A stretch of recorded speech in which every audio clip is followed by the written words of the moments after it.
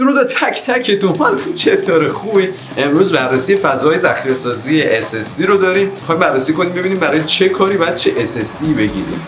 آماده ای؟ Let's go!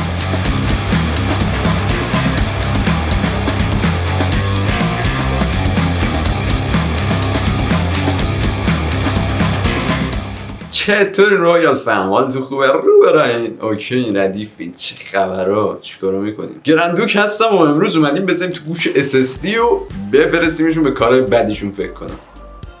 چی؟ مال اون یکی ویدیو بود. شیت.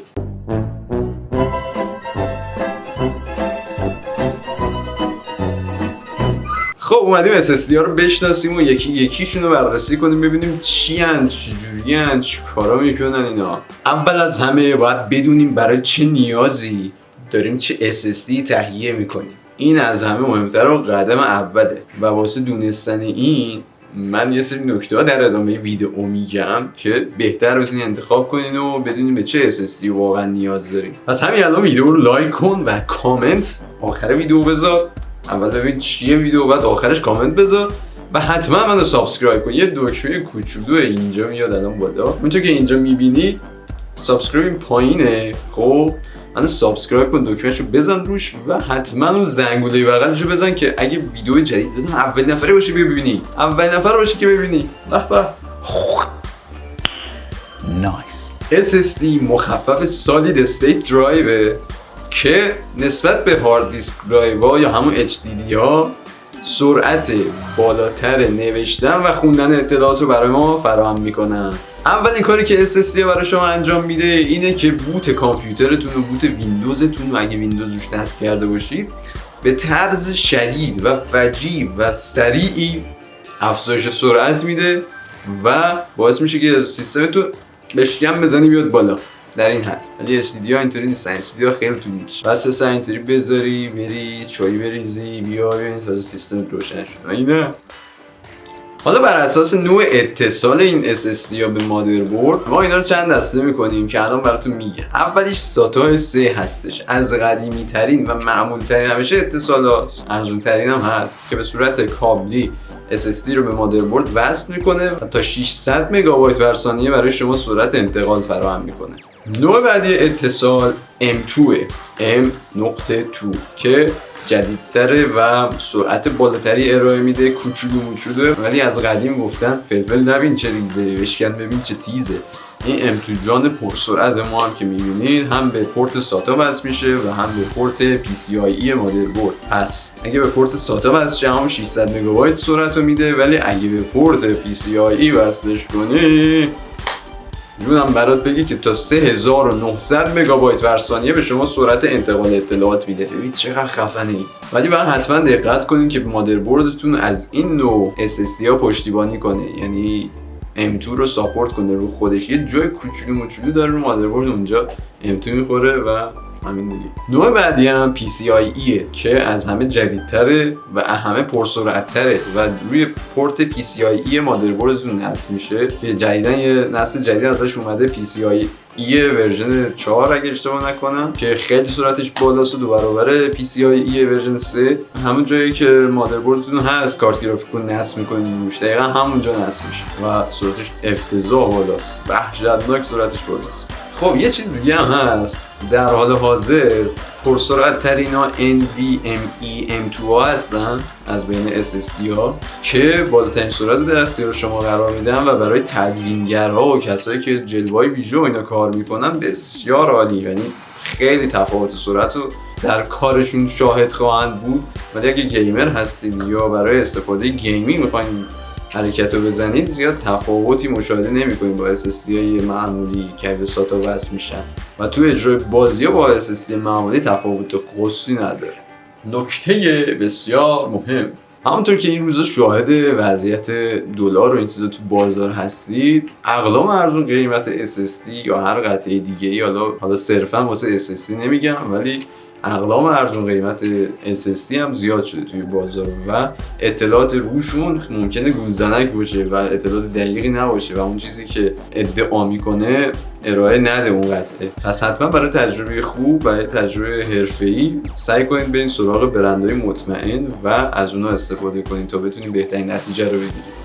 در بررسی SSD ما با یه مشخصه خیلی مهم میرسیم به اسم دیرم کش که همه سرعت انتقال اطلاعاتی که روی جعبه SSD به شما وعده داده شده در مورد این دیرم کش هستش و یه فضای پیش‌فرضی واسه انتقال فایل ها که اول فایل به اونجا میرن بعد منتقل میشن به مقصدی که لازم دارین و هرچی این فضا بزرگتر باشه سرعت انجام فرآیند شما بیشتره. پس خیلی نقش خیلی کلیدی داره در انجام انتقال فایل ها با سرعت بالا و مسلما هرچی دیرم کش بیشتر باشه اون هارد SSD که دارین میگیرین هم گرونتره.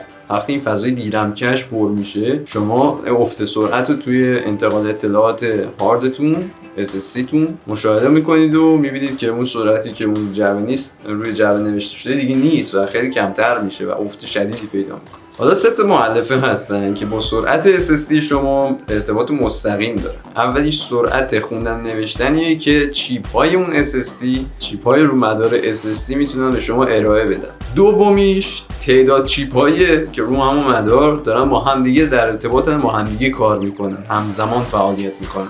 3 یه قطعه‌ای هست به اسم کنترلر که این کار قطعات و یعنی همزمانیشون کار کردن با همشون رو کنترل میکنه و مورد سوم به اون بستگی داره و اون کنترلر چقدر خوبه.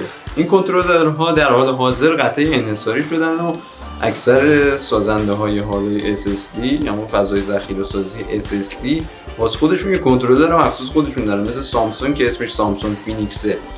ولی قبلا یه پردازنده و یه کنترلری بود، قبلا یه کنترلری بود به اسم فیزیون که همشون اکثرا از اون استفاده می‌کردن. یه قضیه دیگه هم هست که SSD شما هر چقدر فضای ذخیره‌سازی بیشتری داشته باشه در همون مارکی که دارید می‌خرید و مدلی که دارید می‌خرید اون سرعت انتقال اطلاعات افزایش پیدا میکنه، بیشتر میشه. در مثلا اینکه یه دونه شما 1 ترابایت از اون مدل رو بخرید یا یه 500 گیگابایت، 100% اون 1 ترابایت سرعت انتقالش بیشتره چون تعداد چیپ هاش دقیقاً 2 برابر اون 500 گیگابایتی است. حالا یه سری موردهای دیگه هم هست که در مورد SSD میشه بررسی کرد. یکی از موردها هیت سینکه که شما میتونید یه هارد SSD هیت سینک دار بخرید که دمای این قطعه رو کنترل کنه و نذاره دماش بیش از حد بره، چون اگه میدونین که اگه توی قطعات الکتریکی دما بیش از حد بالا بره باعث افت سرعت اون قطعه میشه و اون کارکرد اون قطعه رو بد میکنه، بدیش میکنه. ولی یه موضوعی هست که باید بررسی کنید. ببینید مادربردتون از قبل جای هیت سینک نذاشته باشه برای اون SSD های روی برد مادربرد و حواستون به این قضیه باشه دیگه، الکی نرید هیت سینک دار بخرید SSD تون. مورد بعدی طراحی SSD ها واسه سیستم‌های گیمینگه که خیلی‌هاشون جدیداً وارد بازار شدن که RGB ان و LED های رنگی روشون دارن، کاستومایز میشن و خیلی خوشگلن. ولی اینو دقت کنید هر چقدر رنگی‌تر خوشگل‌تر باشه دلیل نمیشه که کارکردش بهتر باشه، بس دقت کنید به اون مشخصاتی که داره.